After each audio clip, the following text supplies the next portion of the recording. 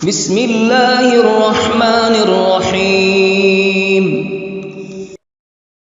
حضرت امام ابو حنیفہ رحمہ اللہ سے سوال: عورت دو شوہر کیوں نہیں رکھ سکتی؟ حضرت امام ابو حنیفہ رحمہ اللہ سے ایک مرتبہ کچھ عورتوں نے سوال کیا، مرد کو 4 نکاح کرنے کی اجازت ہے تو پھر عورت کو کم از کم 2 شوہر رکھنے کی اجازت کیوں نہیں؟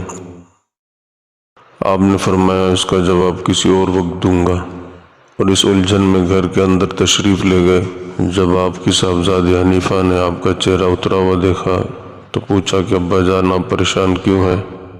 آپ نے فرمایا بیٹی ایک الجھن میں گرفتار ہوں۔ جب بیٹی نے الجھن کی تفصیل چاہی تو فرمایا میں اس الجھن کا جواب دینے سے قاصر ہوں، اس لیے پریشان ہوں۔ پھر آپ نے عورتوں کا سوال دہرایا اور فرمایا اس کا جواب نہیں سوجھ رہا۔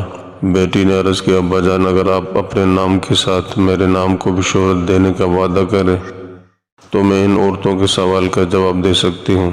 جب آپ نے وعدہ کر لیا تو صاحبزادی نے عرض کیا کہ آپ ان عورتوں کو کہہ دیں کل میرے پاس جمع ہو جائیں۔ جب آپ نے وعدہ کر لیا تو صاحبزادی نے عرض کیا کہ آپ ان عورتوں کو کہہ دیں کہ کل میرے پاس جمع ہو جائیں۔ چنانچہ دوسرے دن جب وہ عورتیں آپ کے گھر میں جمع ہو گئیں تو صاحبزادی نے ہر ایک کو ایک ایک پیالی دودھ کی دے کر کہا اسے سنبھال کر رکھیں۔ پھر ایک بڑا پیالہ سامنے رکھا اور کہا کہ اپنی اپنی پیالی کا دودھ اس پیالے میں ڈال دیں۔ جب عورتوں نے ایسا کیا تو صاحبزادی نے ان سے کہا کہ اب تم اس پیالے میں سے اپنا اپنا دودھ نکال لو۔ عورتوں نے کہا یہ تو ناممکن ہے کیونکہ سب دودھ یکجا ہو گئے۔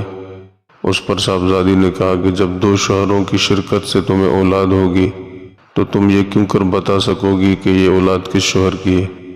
اس جواب کو سن کر وہ عورتیں حیران رہ گئی اور امام صاحب نے اس دن سے اپنی کنیت ابو حنیفہ اختیار کی، اور اللہ تعالیٰ نے نام سے زیادہ کنیت کو شہرت عطا فرمائی۔